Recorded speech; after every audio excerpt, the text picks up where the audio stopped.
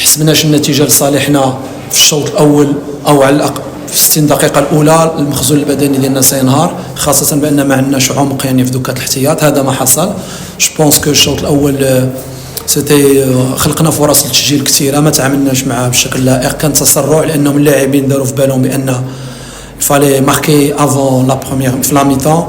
هذا يمكن ما دبرناهش بشكل جيد، لكن على العموم الفريق ديالنا لعب بلي كاليتي ديالو، كذلك حتى قراءتنا ديال الخصم عارفينهم بانهم فريق دفاعيا منظم جدا، وفوالا منعناهم من خروج الكره. الحارس فخر يعني كان حاسما، جات بال كان حاسم في الشوط الاول.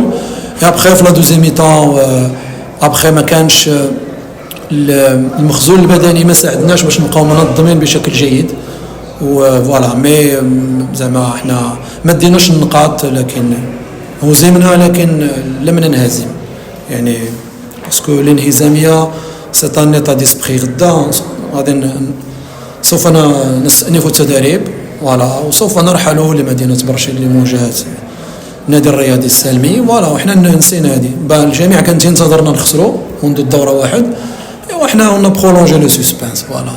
طولنا المسلسل ديالنا ديال التشويقه فوالا. اليوم ما خديناش النقاط، مي الفريق عنده واحد الشخصيه، كسبنا الاحترام ديال الناس كذلك. جو بونس با واش هاد الهزيمه سوف تقلق الانصار ديالنا، باسكو عارفين الاكراهات اللي عشناها في هاد 5 ايام الاخيره، لكن فوالا اون فا روبوندير زعما لا خوف على اللاعبين، داروا مجهود كبير وهذا ما يهمني، وابانوا على واحد تضحيه كبيره، واحد لابنيغاسيون، واحد نكران ذات.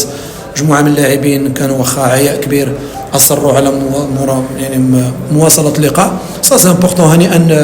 هنيئا نهضه اتلتيك زمامره فوالا. ونتمناو حنا فيت نساو هاد المقابله، لانها كنا نعتبرها مفصليه في يعني في هاد لا دوزيام سيري ديال 5 المقابلات، لاننا تنعرفوا بان حنا ديما تنستقبلوا خارج الميدان. كنا تنعتبرها فرصه الا كنا انتصرنا فيها.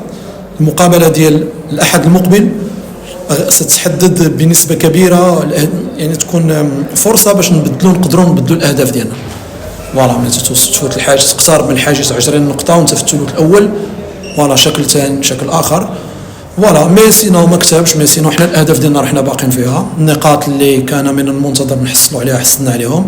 فوز خارج الميدان الان كان مساله عاديه، كان عندنا هامش ديال الخطا فوالا. لا لوم على اللاعبين فوالا، مي سينو سوف نستمر في العمل في الاجتهاد في دراسه الخصوم بشكل كبير. بالنسبه للبريسين حنا وقفنا يعني بان بلوك مي هما اختاروا ما يخرجوش الكره، هما اختاروا باش يلعبوا بشكل مباشر من عند فخر.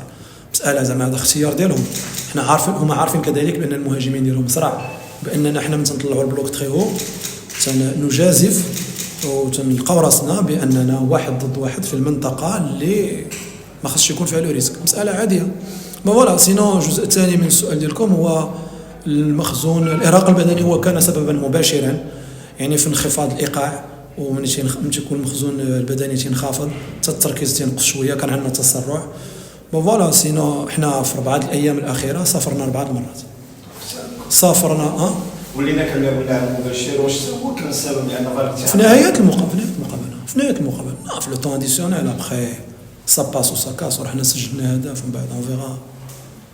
لن اعلق على هذا باش ما يوقفونيش فوالا. سينو نو فرحان باللاعبين، مي سافرنا 4 مرات. سافرنا السبت وسافرنا الحد ودرنا اسكال في كازا، وسافرنا الاثنين رجعنا لطنجة، وتدربنا الثلاثاء وجينا لتطوان فوالا. حنا نخطو يعني حنا على خطى بن بطوطه، بما اننا في مدينه طنجه حنا فخورين بالانتماء لهذا النادي ولهذه المدينه. كل الاكراهات سوف نتجاوزها زعما غير ريستي ترونكيل.